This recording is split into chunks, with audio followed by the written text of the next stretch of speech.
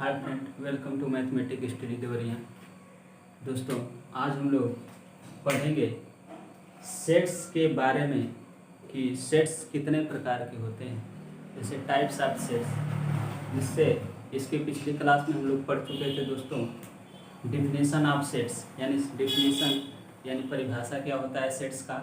उसके बाद से हम लोग सीखे थे कि सेट्स को कितने तरीके से लिख सकते हैं, जैसे रोस्टर और सेट बिल्डर फॉर्म, जैसे समुच्चय निर्माण विधि तथा टेबुलर फॉर्म यानी सारणी विधि या रोस्टर विधि।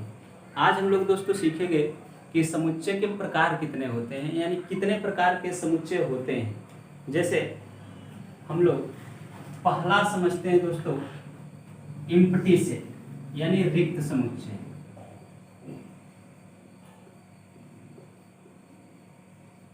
रिक्त समुच्चय जिसको इंग्लिश में बोलते हैं दोस्तों एम्प्टी सेट।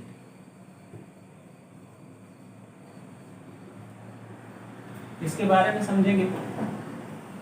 जैसा कि दोस्तों एम्प्टी सेट एक ऐसा सेट है जिसके कोई मेंबर नहीं होते हैं, यानी हम कह सकते हैं एक ऐसा समुच्चय जिसमें कोई अवयव न हो, उसको हम कहते हैं एम्प्टी सेट यानी रिक्त समुच्चय। जैसा कि दोस्तों हम लिख सकते हैं ए एक सेट है और ऐसे, यानी केवल इसका संकेत लिख सकते हैं और इसमें कोई एलिमेंट ना हो, तो उनको हम बोलते हैं दोस्तों एम्प्टी सेट यानी रिक्त समुच्चय। इनको नल सेट भी बोलते हैं दोस्तों, यानी कि रिक्त समुच्चय होता क्या है, कोई भी अवयव इसमें न हो, केवल हम ऐसे लिख देंगे। इसको दोस्तों सांकेतिक रूप से, यानी नोटेशन इसका जो होता है फाई होता है, ए इक्वल टू फाई, यानी कि अगर रिक्त समुच्चय को रिप्रेजेंट करना हो, उसको सांकेतिक रूप से हमको बताना हो कि रिक्त समुच्चय क्या है, तो ए इक्वल टू फाई लिख देंगे तो हमको समझ में आ जाएगा दोस्तों कि यह एम्प्टी सेट है, यानी नल सेट है, यानी रिक्त समुच्चय है। दोस्तों अगर इसको हम a इक्वल टू, तो यह हमारा एम्प्टी सेट नहीं होगा, यानी कि ऐसा नहीं है कि एक समुच्चय लिख दें उसके अंदर अगर हम फाई को लिखते हैं दोस्तों तो यह हमारा रिक्त समुच्चय नहीं है, यह सिंगल सेट हो जाएगा। रिक्त समुच्चय को अगर रिप्रेजेंट करना है तो या तो ऐसे रिप्रेजेंट करिए एम्प्टी सेट, या तो a इक्वल टू फाई लिख दीजिए। तो फाई जो हमारा सांकेतिक रूप से यह प्रदर्शित कर रहा है कि एक ऐसा समुच्चय जिसमें कोई सदस्य न हो, यानी ए में कोई मेंबर नहीं है दोस्तों, तो उसको हम कहते हैं एम्प्टी सेट। अब हम लोग समझेंगे इसके आगे सिंगल सेट क्या होता है दोस्तों। व्हाट इज सिंगल सेट, यानी एकल समुच्चय।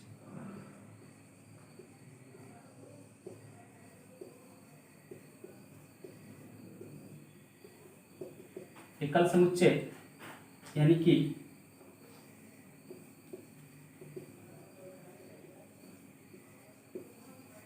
Single set. इससे आपको पता चल रहा होगा सिंगल, एकल, इसका मतलब, इसका तात्पर्य एक से है, यानी दोस्तों एक ऐसा समुच्चय जिसके केवल और केवल एक ही अवयव हो, यानी a इक्वल टू लिख सकते हैं दोस्तों 1, या a इक्वल टू लिख सकते हैं दोस्तों a, या दोस्तों a इक्वल टू लिख सकते हैं 0।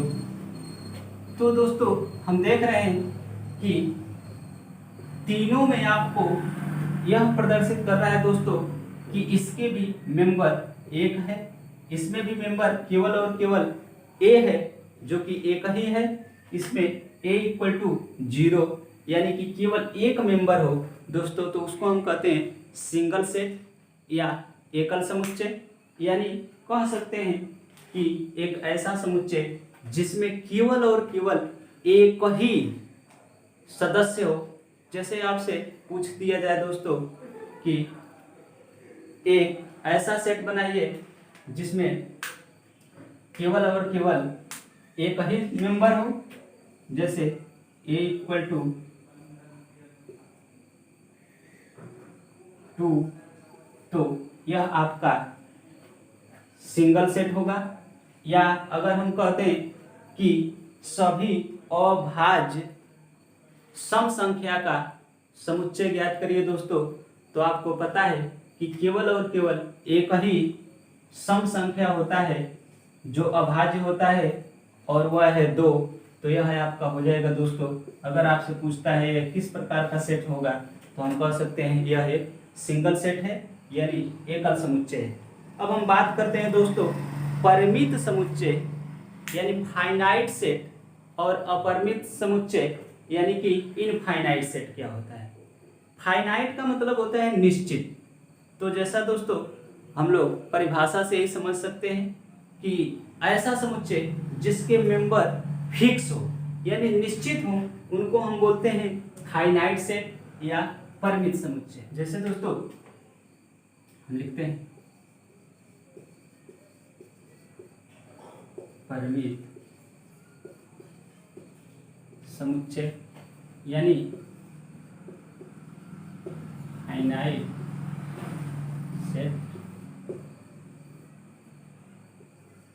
ये परिमित समुच्चय क्या होता है दोस्तों, अगर हम कह दें कि दोस्तों 5 से कम सभी प्राकृतिक संख्याओं का समुच्चय ज्ञात कीजिए, तो आप फिक्स है a इक्वल टू लिखेंगे 1 2 3 4, यानी 5 से कम, यानी जिसके सदस्यों की संख्या यानी जो कोई सेट है जिसके एलिमेंट जो है फिक्स है निश्चित है, तो उनको दोस्तों हम कह सकते हैं फाइनाइट सेट। जैसे हम कहते हैं कि एक सेट ज्ञात कीजिए जिसमें इंग्लिश वर्णमाला के सभी वावेल्स यानी स्वर का समुच्चय हो, तो आप लिख लेंगे ए ई आई ओ यू, यानी कि 5 अंग्रेजी वर्णमाला के स्वर हैं, तो उनकी संख्या 5 फिक्स है दोस्तों।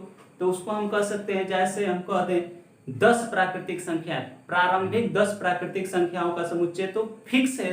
लेकिन अगर दोस्तों हम कहते हैं कि प्राकृतिक संख्याओं का समुच्चय ज्ञात कीजिए, या हम कह दें कि सभी सम संख्याओं का समुच्चय ज्ञात कर दीजिए, या हम कह दें सभी विषम संख्याओं का समुच्चय ज्ञात कर दीजिए, तो दोस्तों यह जो नेचुरल नंबर है यह फिक्स नहीं है, अनलिमिटेड है। तो अगर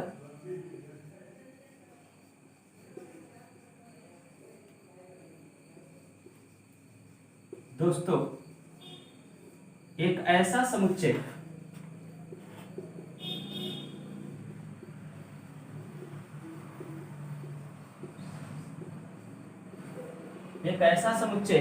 जिसके अवयवों की संख्या निश्चित न हो, दोस्तों हम उसको कह सकते हैं अपरिमित समुच्चय। यानी परिमित समुच्चय जो है इसके सिवा जो भी सेट्स अगर डिफाइन है दोस्तों, तो उसको हम कह सकते हैं अपरिमित समुच्चय।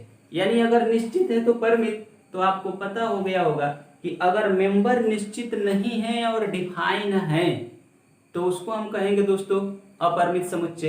एक क्वेश्चन दोस्तों, जो इनफाइनाइट सेट्स है या फाइनाइट सेट्स है, तो अगर आपसे कोई पूछता है कि इम्पटी सेट जो होता है, इम्पटी सेट्स आप बताइए फाइनाइट होगा या नॉन फाइनाइट होगा।